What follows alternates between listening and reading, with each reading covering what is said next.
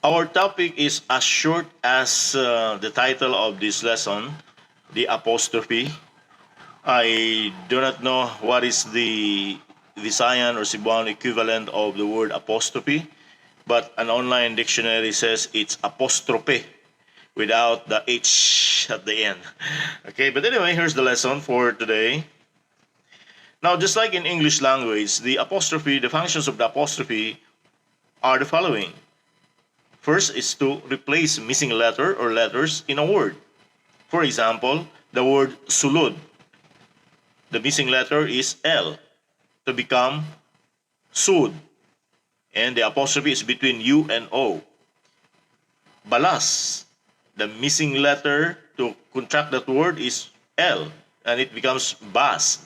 The apostrophe is in between A and another A. For ngalan, if you contract that, you take out the letters LA and it becomes ngan. The apostrophe is just before N. Kita. If you contract that, the missing letters is KI, so it becomes apostrophe ta. Usab. This is the usual mistake of our young people. The missing letter is U, and it becomes apostrophe sab.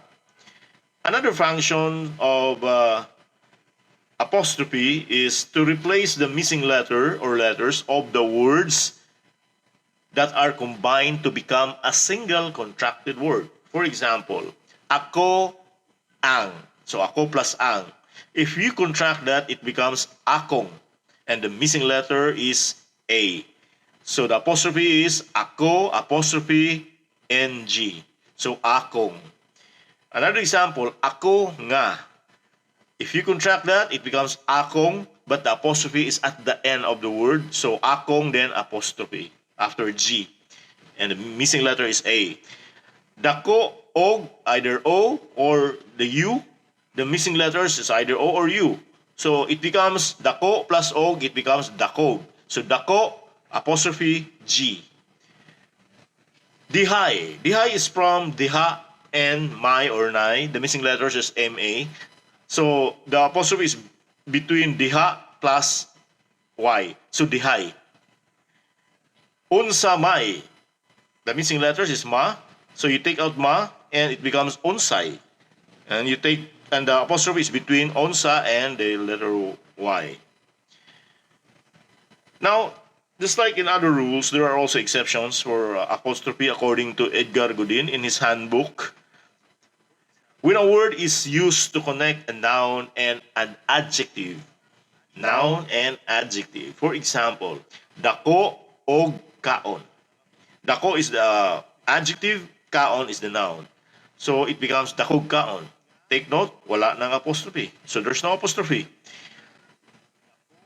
Another example, lain-lain nga dapit. It becomes lain-laing dapit. Higanting nga baki. Higanting baki. Bailing nga buntagay. Bailing buntagay. Kabayo nga pakan. Kabayong pakan. Estudyanteng nga sipat. Estudyanteng sipat. Another exception which is not in the book, but this has been the practice of the people, the Cebuano people. And this is used to shorten the word to make the sentences more conversational.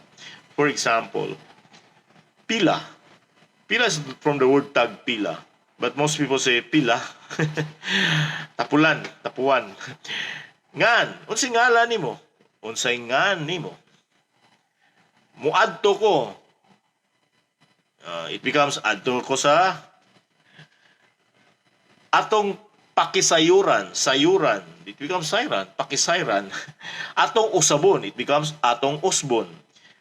Lamang na it becomes lang. So that makes the word shorter because Cebuanos are fond of contracting the words. And we do it usually, like for example, L, it becomes W. So puwa, naging pula, it becomes puwa. We'll explain that later in another lesson. And in the meantime, I included here, I will leave it here, the exercise, which I wanted you to make so that you will learn. Please underline the original words that needs to be contracted and right above the original words its corresponding contracted word. Comment your answers below and I'll check your work. If it's 100%, then I'll give you 100. Daghang salamat. Ako si Jun Tariman.